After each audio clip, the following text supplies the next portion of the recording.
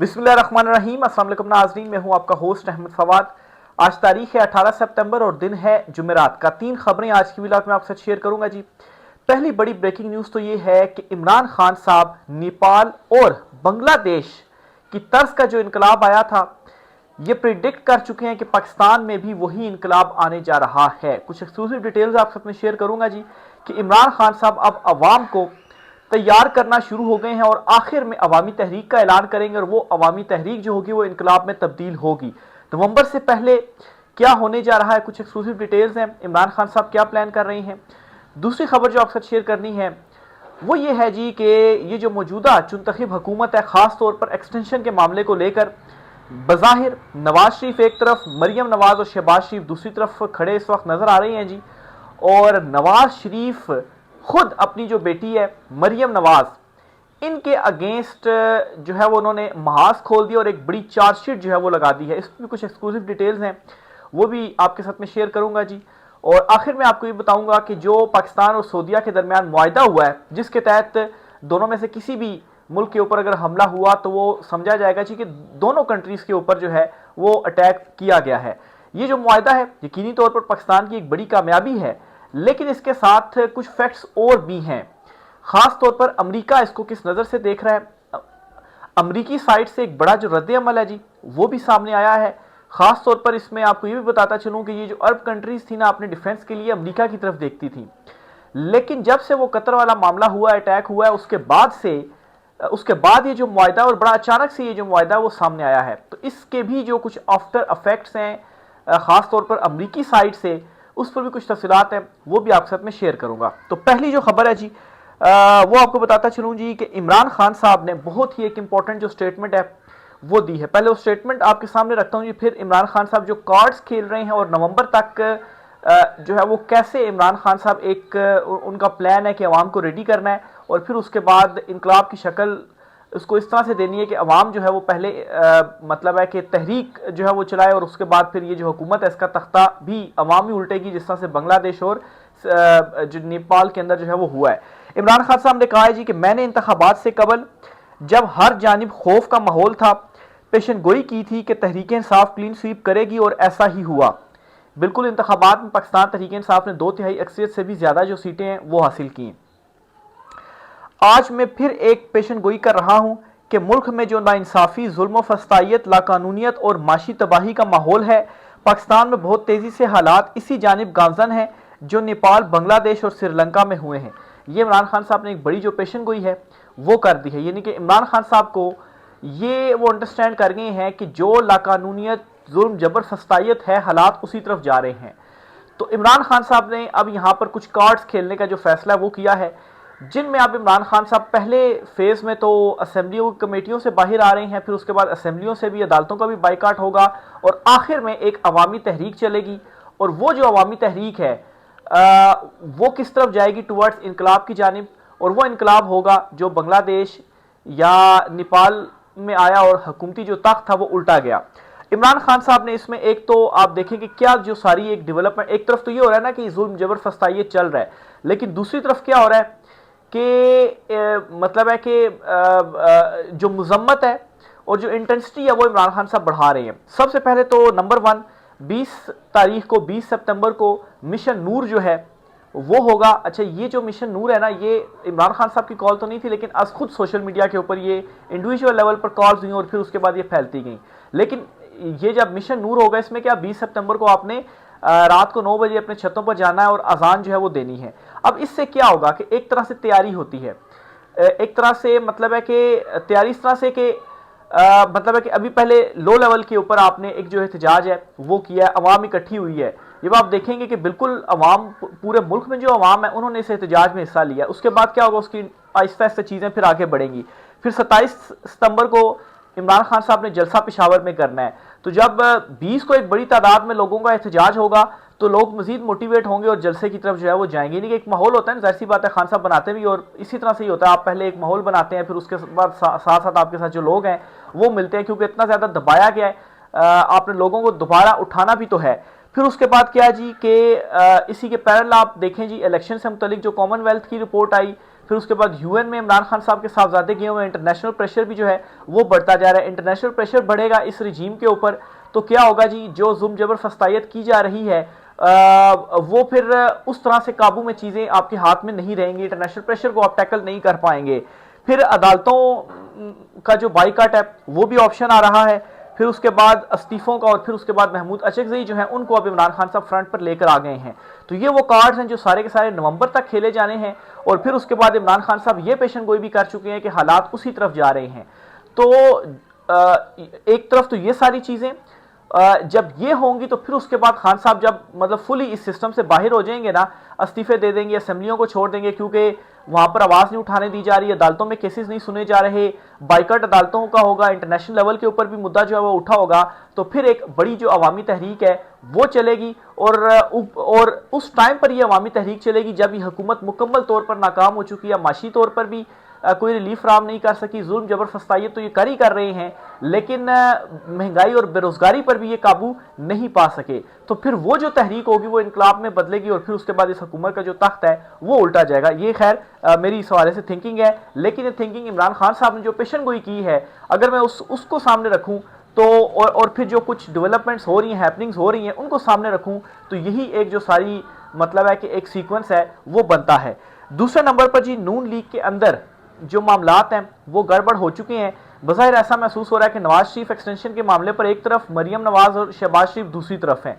अब नवाज शरीफ जो है वो अचानक से बाहर चले गए हैं। अब ये भी बड़ा सवाल है कि एक तरफ तो ये खबर सामने आती है कि नवाज शरीफ जो है वो ताकतवरों की मर्जी के बगैर कोई मुलाकात भी नहीं कर सकते हैं, इवन के कोई मुलाकात करनी भी होती है तो उसमें मरियम और शहबाज शरीफ जो है वो शामिल होते हैं। लेकिन अब अचानक से नवाज शरीफ जो है वो फिर बाहर कैसे चले जाते हैं अगर इतना ज़्यादा उनको काबू किया हुआ है। ज़ाहिर सी बात है उसमें फिर हम अगर सोचें तो ये बात समझ में आ सकती है कि अगर नवाज शरीफ जो है वो अचानक से ही एयरपोर्ट पहुंच जाए और वो कहें जी मैं बाहर जा रहा हूँ, तो उनका भाई वज़ीर-ए-आज़म है, उनकी बेटी वज़ीर-ए-आला है, तो उनको कैसे जो ताकतवर हैं जी वो रोक सकते हैं कि आप बाहर ना जाएं। और अगर उनके साथ ऐसा किया जाता तो फिर उसके बाद और जो मामलात है वो गड़बड़ हो सकते थे। बहरहाल जी नवाज शरीफ लंदन जो है वो पहुंच चुके हैं और दूसरी तरफ मरियम नवाज के ऊपर नवाज शरीफ ग्रुप के जो रहनुमा है ना वो बड़ी तनकीद कर रहे हैं और मरियम नवाज के खिलाफ चार्जशीट जो है वो पूरी लगा रहे हैं।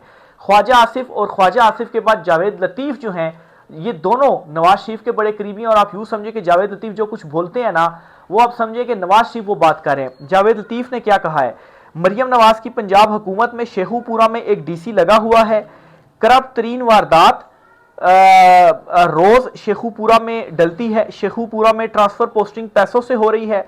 नून लीग के अहम रहनुमा मियां जावेद लतीफ़ ने एतराफ़ किया है, जिस पर एंकर ने कहा कि ये तो आप हुकूमत को चार्जशीट कर रहे हैं कि करप्ट तरीन डीसी लगा दिया मरियम नवाज ने। इससे पहले ख्वाजा आसिफ भी मरियम नवाज के ऊपर इसी किस्म की जो एक चार्जशीट है वो लगा चुके हैं। ये दोनों नवाज शरीफ के बहुत ज़्यादा करीबी हैं।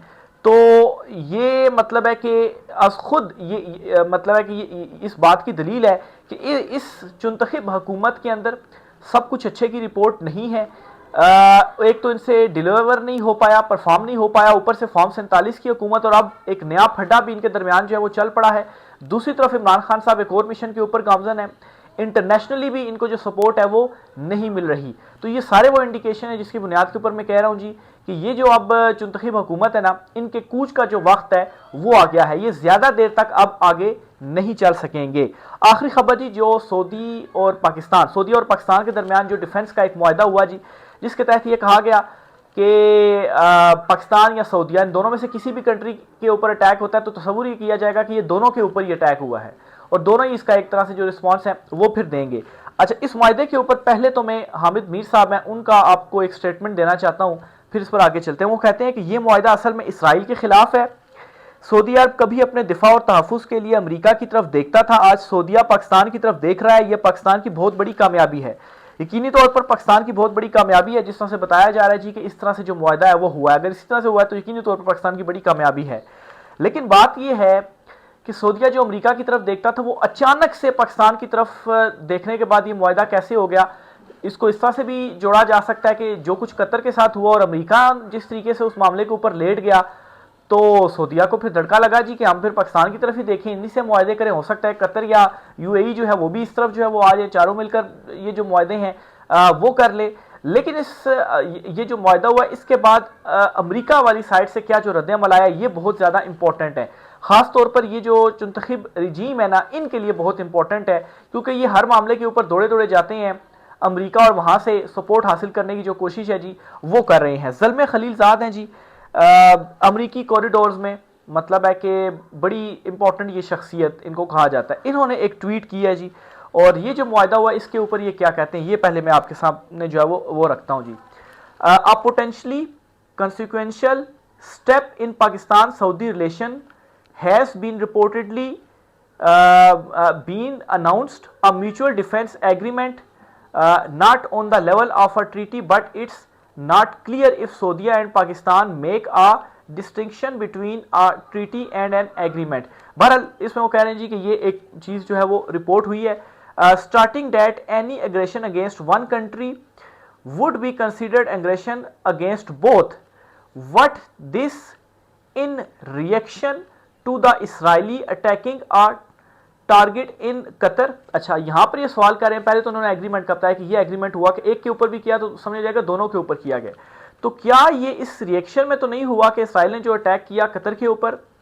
और does this confirm long standing rumours that the Pakistani nuclear weapons programme is unofficially cosponsored by the Saudis.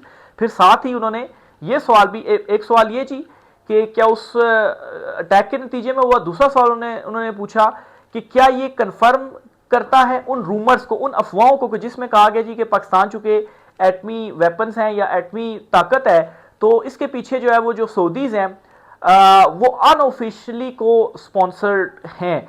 मतलब है कि क्या ये उस अफवाह की तरफ की जो तस्दीक है वो नहीं करता, ये दूसरा सवाल उन्होंने पूछा। अच्छा, फिर does the agreement have secret annexes and if so what do those say. अच्छा, ये जो एक आया है ना मुआहदा, इसमें सिर्फ इतनी बात कही गई है। अब ये किस लेवल पर जाकर एक दूसरे को प्रोटेक्ट किया जाएगा इसके मजीद डिटेल सामने नहीं आई हैं। यानी कि भारत पाकिस्तान के ऊपर कर रहा था, उसने हमला भी किया, तो अब क्या दोबारा भारत करता है तो क्या सऊदिया जो है वो वहां पर मतलब है कि जवाब देगा? क्या सऊदिया जो है वो जो सारे भारतीय जो सऊदिया में काम कर रहे हैं उन सारों को निकाल देगा अपनी कंट्री से कि आप अटैक कर रहे हैं और ये अटैक सऊदिया के ऊपर समझा जाएगा? मतलब वही चीज़ है ना, बहुत सारी और भी चीज़ें वो अभी तक सामने नहीं आई।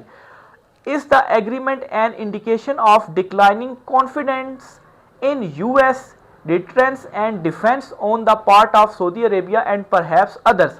अच्छा, क्या ये जो एक मुआहदा किया गया है, क्या ये इस बात की तरफ तो नहीं इशारा करता कि यूएस के ऊपर जो एतमाद है वो सऊदिया का कम हो रहा है और दूसरे जो हैं उनका भी, क्योंकि जो कुछ कतर के साथ हुआ और उसके बाद अमेरिका ने मतलब है कि डिफेंस के लिए उन्हीं की तरफ देखा जाए तो उन्होंने बेड़ा उठाया था और कोई उनकी जानिब से डिफेंस नहीं किया गया, तो क्या ये एक तरह से अदम एतमाद जो है वो किया जा रहा है?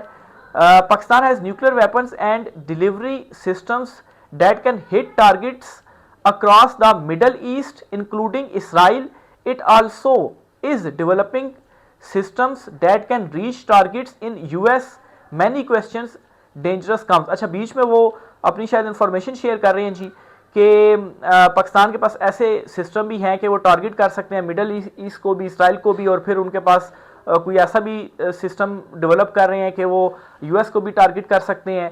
मतलब है कि और बहुत सारे सवालात हैं। फिर आगे उन्होंने लिखा मैनी क्वेश्चन और फिर डेंजरस टाइम, बहुत सारे सवालात हैं, ज़ाहिर सी बात है ये सवालात हैं।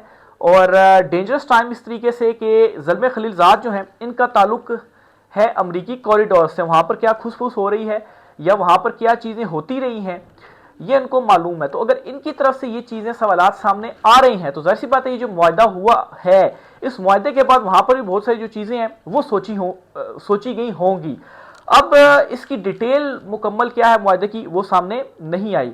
बहरहाल ज़ाहिर बात है मुआहदा पाकिस्तान के लिए एक बड़ी कामयाबी ही है। हमारे ताल्लुकात रहे हैं सऊदीया के साथ और मतलब हैं और दोस्ती भी है, और बाकी भी एक हमारा इस्लामिक पॉइंट ऑफ व्यू से भी देखा जाए तो हमारा जो है एक अलहदा जो है वो रिलेशन है। लेकिन दूसरी तरफ अमेरिका वाली साइड से ये मतलब है कि जो रद्द अमल है इसको मैं समझता हूँ कि बड़ा ख़तरनाक है।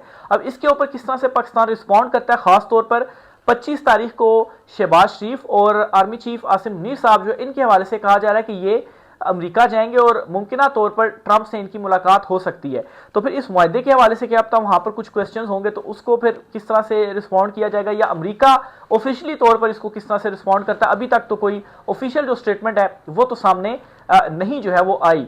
बहरहाल बहुत सारे लोग ये भी कह रहे हैं कि इसके ऊपर कोई जो नाराज़गी है वो इस तरह से हो सकती है कि मतलब है कि ये तो हमारी जगह थी और हमारी जगह आपने किसी और को दे दी, इस तरह की भी जो चीज़ है वो हो सकती है। बहरहाल देखें इस पर क्या चीज़ें जो है मजीद सामने आती हैं, अक्सर शेयर करते रहेंगे, राय का सार कीजिएगा। आज की व्लॉग से इतना ही, इजाज़त दीजिए, अल्लाह हाफिज़।